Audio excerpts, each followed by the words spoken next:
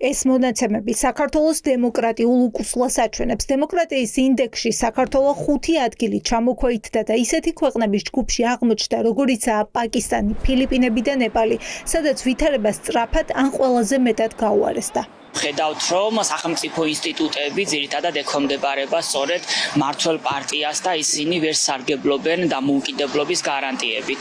შესაბამისად, ესეთი შემზღუდველი კანონშემოქმედებით საქმიანობა და შემდგომში უკვე მათი პრაქტიკაში გამოყენება, რა თქმა უნდა, იქნებოდა გავლენის მომხდენი დემოკრატიული მაჩვენებლის შემცირებაზე. ხედავთ, რომ ეს რეპრესიული პოლიტიკა, შემზღუდველი პოლიტიკა კვლავ გრძელდება. მიმდინარეა ეს რეპრესიები, არაერთი ადამიანი არის ციხეში, არაერთი ადამიანი განიცდის დევნას, არაერთი ორგანიზაცია მათ შორის, აქ საუბრობს როგორც სამოქალაქო ორგანიზაციებზე, ისე მედია ორგანიზაციებზე და პოლიტიკურ პარტიებზე არის აი ამ რეპრესიების მსხვერპლი. ამ რეიტინგს ცნობილი ბრიტანული მედია ჯგუფის ეკონომისტის ანალიტიკური დანაყოფი ავრცელებს. ერთ-ერთ მიზეზად, რის გამოც საქართველოს რეიტინგი შემცირდა, სახელმწიფო ინსტიტუტების პოლიტიკური შურისძიების იარაღად გამოყენება და ოპოზიციონერი ლიდერების დევნა სახელდება.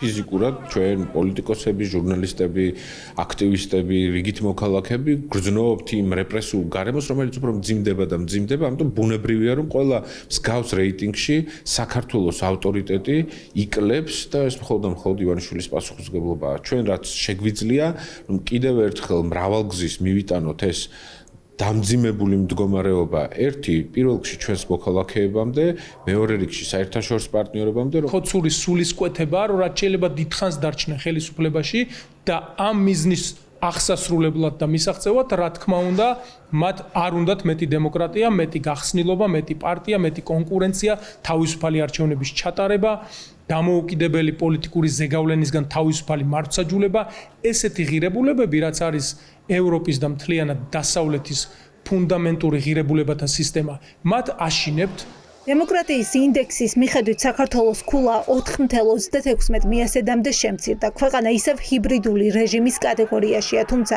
თუ რეპრესიული მიდგომები არ შეიცვლება, არ არის გამორიცხული, რომ საქართველოში მდგომარეობა ავტორიტარულ რეჟიმად შეფასდეს.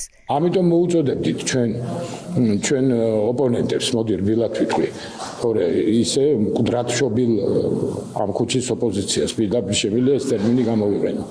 რომ მოეკეცით სამართლებრივ ჩარჩოებში და იქ სადაც კი დამნაშავეებიც კი იყვნენ. იქაც კი თავაზობდა ჩვენი სამართლებრივი სისტემა, რომ შეიტანე გირაო და გამოგიშვებ. არა, არ შევიტან. ერთია რას ამბობს ოცნება, ხედავს თუ არა საკუთარ პასუხისმგებლობას, თუმცა მეორეა რას ამბობენ დაზარალებულებით და რა ხდება საერთაშორისო ანგარიშებში. გამოხატვის თავისუფლების შეზღუდვა, რეპრესიები, წამება, ეს უკვე Amnesty International-ის ანგარიშია. დაუსჯელობა მთავარი გამოწვევაა, სისტემური უსამართლობა, ავტორიტარიზმის გაძლიერება და მოქალაქეების წამება. ხელისუფლებას რეპრესიებს უადვილებს შემზღუდავი კანონებიც. ბოლო დროს გამოქვეყნებული საერთაშორისო ორგანიზაციების ყველა ანგარიში რატომღაც მახსენებს ჩემს ბავშვობას, როდესაც ხუთოზანთა დაფაზე აკრავდნენ ადამიანებს, რომლებიც ძალიან ბევრს შრომობდნენ ამისთვის. მეც ვიყავი ერთ-ერთი და ქართული ოცნება ძალიან ბევრს იღწვის და ძალისხმევას არიშურობს იმისთვის, რომ ოროსანთა სამარცხვინო დაფაზე იყოს გამოკრული, ოღონდ საქართველოს მასშტაბით კი არა, მთელი მსოფლიოს მასშტაბით. არაფერი ახალი და განსაკუთრებული ამ ანგარიშებში არ არის, ისინი ასახავენ რეალობას, რომელიც რეალურად ხდება ჩვენს ქვეყანაში. ჩემი შემთხვევა უბრალოდ არის ერთ-ერთი მაგალითი, სამწუხაროდ, ბევრი მაგალითი გვაქვს ასეთი და ეს ადამიანები არ ჩამოიხსნებიან ამ სამარცხვინო დაფიდან მანამდე, ვიდრე არ შეცვლიან საკუთარ პოლიტიკურ კურსს. სტაბილურად ვიღებთ სულ უფრო და უფრო ცუდ განახლებებს, ცუდ შედეგებს, რაც აუცილებლად აისახება ჩვენს ქვეყანაზე, აისახება იმაზე, რამდენად თავისუფლად შევძლებთ შემდგომ მიმოსვლა, თავისუფლად შევძლებთ სხვადასხვა პროექტებში ჩართულობას. რეპრესიული კანონების გაუქმებას მოუწოდებს ქართულ ოცნებას ევროპის საბჭოს ადამიანის უფლებათა კომისარიც. ოფლაერტი, რომელმაც საქართველოში ყოფნის დროს მოისმინა არასამთავრობოების, დეპუტატების, მინისტრების, პრემიერის არგუმენტები, მივიდა დასკვნამდე, რომ კანონები რეპრესიულია, დაუსჯელობა სისტემურია და ადამიანის უფლებები მუდმივ მუდმივად ირღვევა.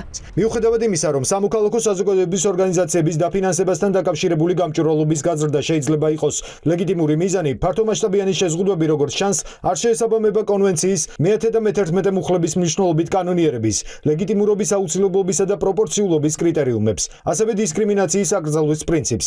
მე მოვუწოდებ უცხოური აგენტების კანონის გაუქმებისკენ და სხვა დამთრქმული კანონმდებლობის გაუქმების, ან არსებითი გადახედვისკენ კონვენციის დაცვის უზრუნველსაყოფად.